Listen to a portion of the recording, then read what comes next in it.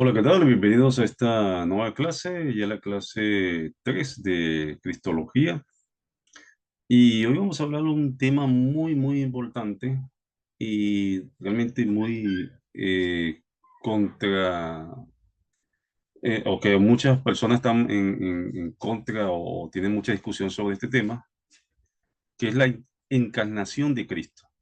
Vamos a hablar sobre este tema, vamos a ver qué es la encarnación en sí, por qué se habla de esto tanto y se cuestiona en sí este tipo de hechos o acontecimientos que han sucedido o que sucedieron en sí.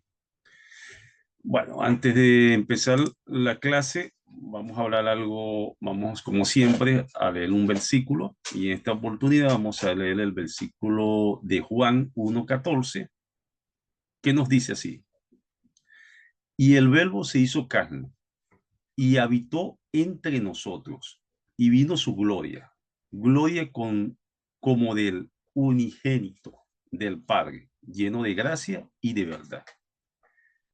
Bueno, vamos a ello entonces, a primero definir un pequeño concepto sobre lo que es la encarnación. ¿Qué realmente es la encarnación? ¿De qué significa esto?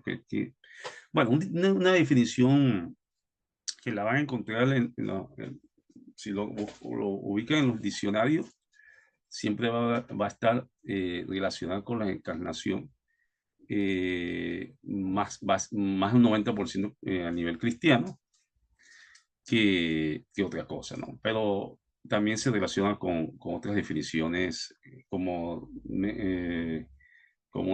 un actor de cine, ejemplo, hace un papel de una persona que haya fallecido, famosa, haciendo una encarnación de esa persona. Si en la parte humana, por llamarlo así, se puede decir eso, ¿no? Pero la encarnación en sí es cuando hablamos de la encarnación de Cristo, Jesús, el Hijo de Dios, significa que Dios se ha manifestado en carne. Esta es una verdad, esta es la verdad del cristianismo en sí, que es la base fundamental sobre la cual descansa nuestra fe. Sin la encarnación, el cristianismo no podría sostenerse en sí, ¿no? No hay manera de deshacer de encarnación sin deshacer del cristianismo. Entonces, no hay manera. Si esto no nos ha sido, o si esto no ha sido revelado sobre o solo por el hombre, sino por Dios mismo, a través de la revelación de su Padre.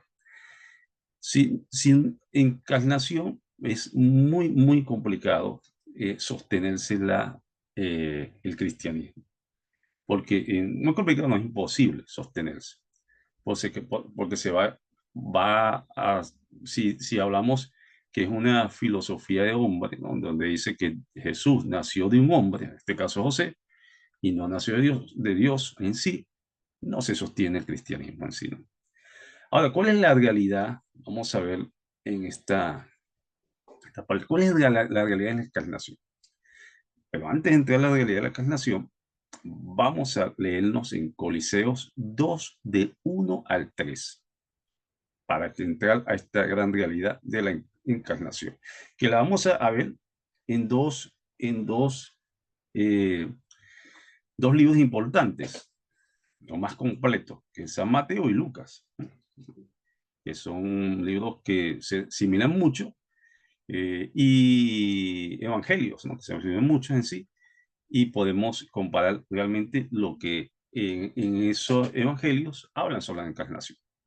Pero vámonos a Coliseos 2, del 1 al 3, porque quiero que sepáis cuán grande lucha sostengo por vosotros y por los que están en la Odisea. Ese es un sitio, no sé un sitio, pero un sitio que se está refiriendo, por todos los que nunca han visto mi rostro, para que seas consolado su corazón, unido en el amor hasta alcanzar todas las riquezas de pleno entendimiento, a fin de conocer el misterio de Dios, el Padre, y de Cristo, en quien está escondido todos los tesoros y sabiduría del conocimiento. O sea, vuelvo y repito, esta última frase importantísima, y de Cristo, en quien está escondido todos los tesoros de la sabiduría y del conocimiento. Entonces, a escudriñar muy bien, y los invito del Coliseo del 2 al 8, más o menos. Tomen un solo versículo, va a profundizar más en este tema. Entonces, la sabiduría está en Cristo y los conocimientos. Ahora, dos evangelios, o dos de los evangelios, Mateos y Lucas, registran en sí la historia completa de la encarnación.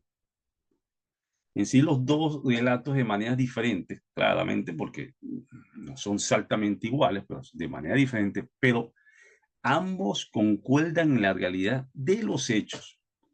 Si leemos Mateo, quien retrata a Cristo como el rey a través de todos los libros, mmm, introduce al Hijo de Dios diciendo, y si, introduce al Hijo de Dios diciendo, el que nació el rey de los judíos. O sea, y traza la genealogía de Jesús desde Abraham, padre de la promesa, por Dios, por David, el rey de pacto, hasta José y su padre adoptivo. Mateos en sí, si lo leemos en 1, Mateos 1, él hace en la parte genealógica, especifica cada uno de ellos, ¿no? Pero Lucas, si vemos, si vemos a Lucas, y vamos a estudiar un poquito a Lucas también, cómo él revela a Cristo como el hombre perfecto, ¿no? Hace énfasis sobre la humanidad de Jesús, mostrando que su linaje antecedía a través de María hasta Natal, otro hijo de David. Luego hasta David, de ahí hasta Abraham, y finalmente hasta el primer nombre que fue Adán, ¿no? Ahora, ¿cómo se ¿cómo es la realidad en sí de la encarnación?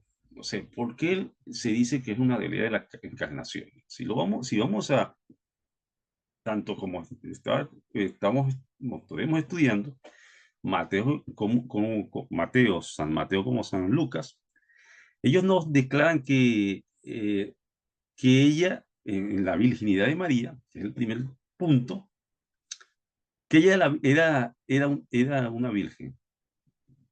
¿Por qué? Porque si vemos el nacimiento de Jesucristo fue así, ¿no? Más o menos, ¿no? Estando despojado de María, su padre con José, antes que se juntaran, se halló que había concebido del Espíritu Santo. Eso lo podemos leer en Mateo 1:18. Y al sexto mes, el ángel Gabriel fue enviado, ya lo vimos en la clase pasada, por Dios, una ciudad de Galilea llamada Nazaret, a una virgen desposada con un varón que se llamaba José, de la casa de David. Y el nombre de la virgen era María, de la virgen, fíjense, tanto Lucas como Mateos se está refiriendo a la virgen, era María. Y dice en el Lucas 1:26 al 34, entonces María dijo al ángel, ¿cómo será esto? Pues no conozco varón. Ahí los, los evangelios nos están revelando total y profundamente que ella concibió siendo virgen, ¿no? Totalmente. No hay ningún tipo de duda. Entonces, las tres realidades de la encarnación es la primera, la virginidad de María. Esa es la primera. La segunda, su preñez antes de casarse con José.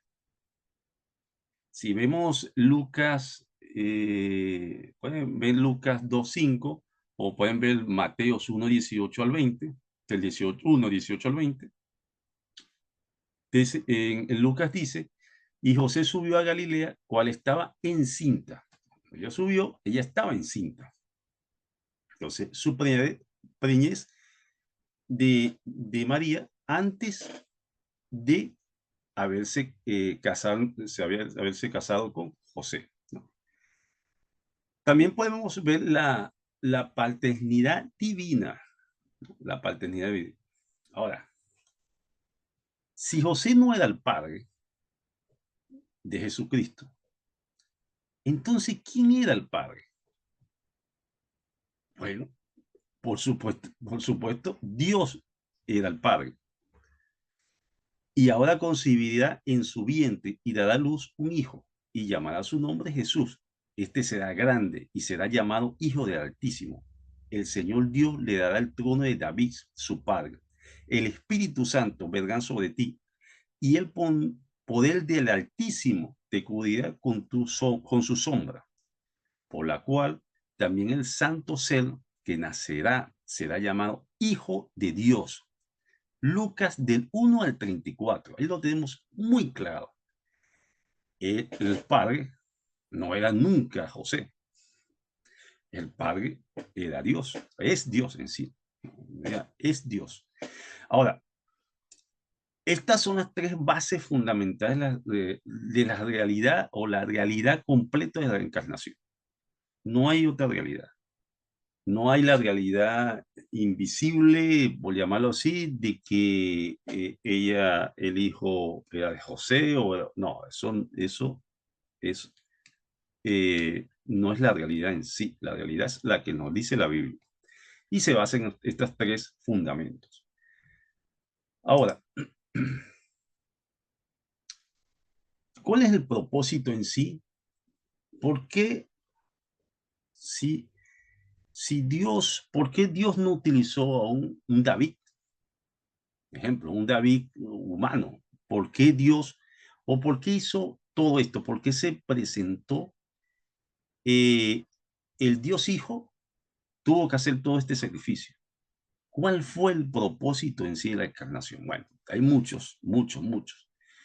Pero vamos a hablar de los principales, ¿no? Primero, la revelación, para revelar al Dios invisible. Si vemos a Juan 1:18, podemos leer: a Dios nadie lo vio, jamás. El unigénito Hijo que está en el seno del Padre, Él le dará a conocer. O sea, quiere decir que Él, Jesucristo, se hizo carne en sí. O sea, Dios Hijo se hizo carne. O sea, básicamente, si lo vemos en Coliseos también, Coliseos 19, cuando dice Jesucristo es la exposición de Dios, el revelador de Dios. Si queremos saber cómo es Dios, debemos contemplar a Jesús. Si vamos a otro propósito de la encarnación, uno bastante, bueno, el primero, el más importante, el segundo, no deja de ser importante, para cumplir la profecía. Y como dice en Génesis, vamos a hablar en Génesis. Génesis dice en 3:15, y pondré enemistad entre ti y la mujer, y entre tu simiente y la simiente tuya. Esta te herirá en la cabeza y tú le herirás en la calcaña. Ahora, ¿qué es esto? O sea, ¿cómo interpreto esto? Bueno, si lo interpretamos, la mujer no tiene simiente. La simiente pertenece al hombre. Pero este pasaje menciona la simiente de la mujer. Esto es contrario a la naturaleza en sí, y se refiere, como es lógico, el nacimiento virginal que fue cumplido cuando María dio a luz a Jesucristo sin simiente de varón, ¿no? Eso lo describimos o meditamos eh, sobre este versículo, que hay muchos, pero este es uno de los más importantes. O como la Virgen como señal, ¿no? Si vemos en Isaías 7:14, donde dice: por tanto el Señor mismo os dará señal, he aquí que la Virgen concebirá y dará luz un hijo y llamará su nombre Emmanuel. Esta escritura en sí expone exactamente lo que queremos decir con todo esto que se quiere decir con la encarnación sobre el cumplimiento de la profecía en sí. También para nombrarle otra, también importante, bastante importante, para cumplir el pacto davídico. He aquí que viene el día de, vean, fíjense esta en Jeremías 23 del 5 a 6, muy importante. He aquí que vienen días, dice Jehová, en que levantaré a David de nuevo justo y reinará como el rey. Está refiriendo a Jesucristo, el cual será dichoso y hará juicio y justicia en la tierra. En sus días será salvo Judá e Israel, habitará confiado. Y este será su nombre, con el cual le llamará Jehová justicia nuestra. Jeremías 23, 23 del 5 al 6. Muy importante esa. Y esta es una que realmente tenemos que eh, agradecer también, ¿no? Porque el sacrificio que hizo y que se cumple lo que el sacrificio que hizo lleva a este cumplimiento. Para hacer un sacrificio por nuestros pecados. Y sabéis que en el 1 Juan 3:5 dice, y sabéis que Él apareció para quitar nuestros pecados y no hay pecado en Él. Básicamente, bueno, en esto, un pequeño resumen en estos 4 propósitos. Como les comenté, hay muchos propósitos por lo que es la encarnación de Cristo y por qué se tuvo este acontecimiento. Este es uno de los fundamentos, una base fundamental del cristianismo, de nuestra fe en sí, y todo nos lo da la Biblia, todo lo que en este caso, claro, hablé sobre Mateos y Lucas, donde revela bastantes acontecimientos sobre la encarnación. Bueno, nos vamos a ver en la próxima clase donde seguiremos estudiando este tema de esta asignatura. Nos vemos en la próxima clase. Chao, chao. Hasta luego a todos.